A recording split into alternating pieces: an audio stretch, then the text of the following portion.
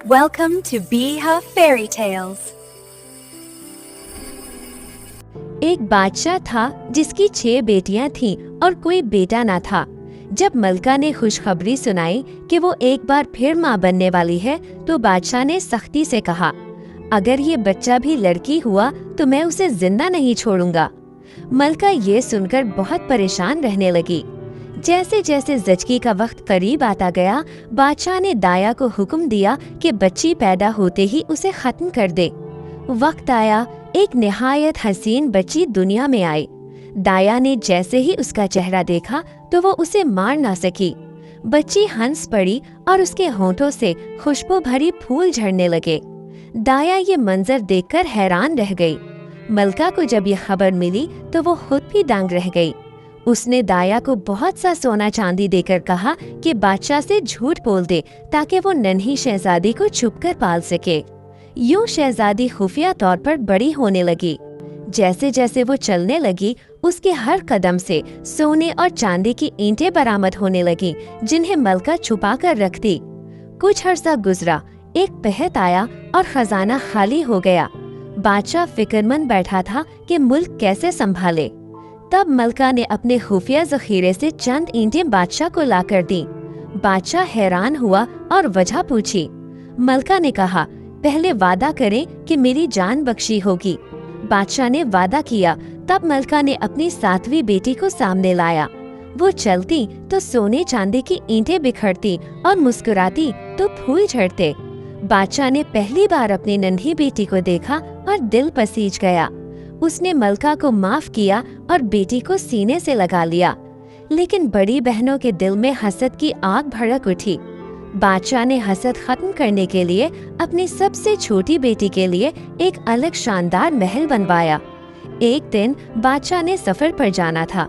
उसने बेटियों से पूछा कि वापसी पर क्या तोहफा चाहिए। छोटी शहजादी अपनी दुआ में मसरूफ थी। उसने अपने कनीज से कहा, बादशाह से कहो सब्र। कनीज ने समझा कि कोई चीज है जिसका नाम सब्र है। बादशाह वापसी पर बाकी बेटियों के तोहफे लाया और सबसे छोटी के लिए एक डब्बा दिया। ये है सब्र। शहजादी ने कुछ ना समझा और डब्बा एक कोने में रख दिया।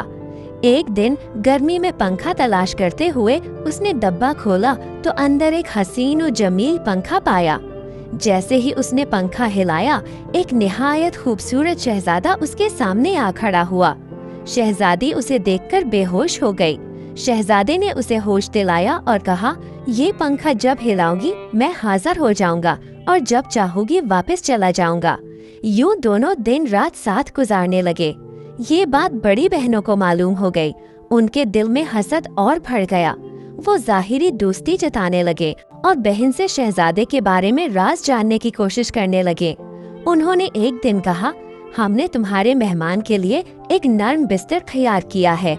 लेकिन उस बिस्तर पर उन्होंने शीशे के टुकड़े बिछा रखे थे।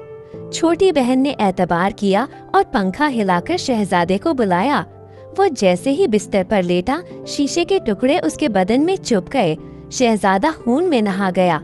शहजादी घबराकर पंखा हिलाने लगी और उसे वापस उसके देश भेज दिया। दिन गुजरते गए मगर शहजादा दोबारा न आया। शहजादी रोती रहती और पंखा हिलाती, लेकिन कोई जवाब न मिलता। आखिर उसने अज़्म किया कि वो खुद शहजादे के देश जाएगी। उसने लड़कों के कपड़े पहने और सफर पर निकल पड़ी। जंगलों में भटकती रही। एक दिन एक दरख्त के नीचे आराम कर रही थी कि उसने एक तोते और मीना की बातें सुनी। मीना ने कहा, असल इलाज तो उस देवे हैकल जंगली कबूतर की यखनी है जो कद में इंसान जितना बड़ा है और जिसकी आंखें नीली हैं।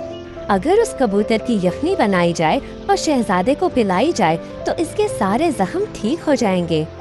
ये सुनकर शहजादी ने इरादा बांधा कि वो उस कबूतर को ढूंढेगी। कई दिन जंगलों और वादियों में फिरने के बाद वो एक घने दरख्त के पास पहुंची, जहां वाकई एक देवे हैकल कबूतर बैठा था। इसका कद इंसान के बराबर पर आंखें नीली हुई रोशनी से चमक रही थी। शहजादी ने बड़ी एहतियात से जाल बिछाया और दाने डाले। कबूतर जाल में आया तो उसने उसे पकड़ लिया। वो उसे लेकर वापस आई और उसकी यखनी तैयार की। यखनी की खुशबू पूरे महल में फैल गई। جب وہ شہزادے کے پاس پہنچی تو سب درباری حیران رہ گئے کہ ایک نوجوان طبیب کس شان سے آیا ہے۔ شہزادی نے نقاب اوڑھ رکھا تھا تاکہ پہچانی نہ جائے۔ اس نے کہا، اگر آپ لوگ اجازت دیں تو میں شہزادے کو یہ یخنی پلاؤں۔ یخنی پلائی گئی تو کمال ہو گیا، شہزادے کے زخم تیزی سے بھرنے لگے۔ چند دنوں میں وہ مکمل تندرست اور پہلے سے بھی زیادہ حسین و جمیل ہو گیا۔ شہزادے نے شکر گزاری کے لیے طبیب کو دربار میں بلایا اور کہا، اے مہربان حکیم، تم نے میری جان بچائی ہے، جو چاہو مانگ لو، میں انکار نہیں کروں گا۔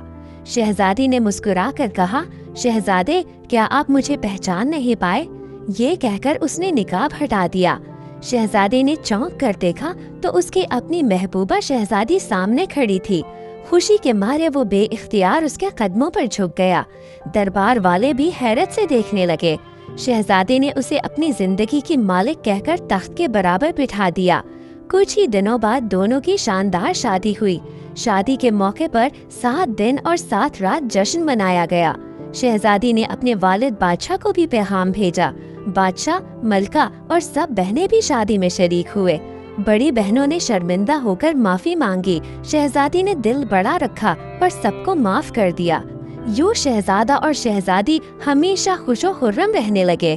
جب وہ ہنستی تو پھول جھڑتے، جب چلتی تو سونا چاندی برسنے لگتا، اور جب اپنے پنکھے کو ہلاتی تو خوشیوں کی ہوا چل پڑتی۔